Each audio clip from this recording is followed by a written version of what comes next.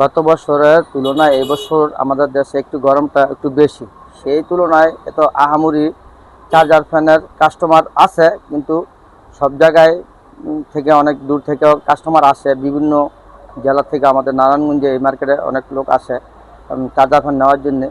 কিন্তু এই চার্জার ফ্যানের যে হারে চলার কথা ওই হারে এরকম চলে না। কিন্তু মালের রেট মোটামুটি কিছু কিনা বেশি আছে, কিছু কিনা কম আছে।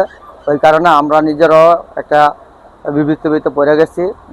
অনেকে কিছু ফ্যান আছে, একটা ফ্যান 4300-4500 দাম, কিছু কাস্টমার 2200 টাকা দাম বলে, এরকমও আছে। আবার কিছু ফ্যানের দাম ঠিকই আছে, কিন্তু আগে কম ছিল, কিন্তু এখন যে হারে জিনিসপত্রের দাম বাড়ছে ওই হিসাবে ফ্যানের দাম বাড়ে না। কিন্তু গরমের তুলনায় ফ্যানের দাম ঠিকই আছে। এখন গরম বেশি, তো এই জন্য আর কি গরিব মানুষ, এই জন্য আর কি আমাদের কাছে একটু বড় কিনতে আসলে মনে হয় যে দাম।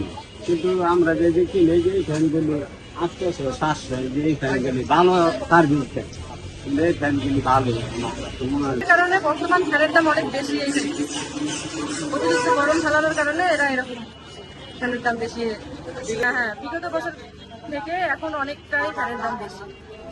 এখন তখন তখন গরম কম ছিল, এখন আবার গরম বেশি, এই জন্য ফ্যান কিনতে আসছি, এই অনুযায়ী ওরা আবার দাম বেশি।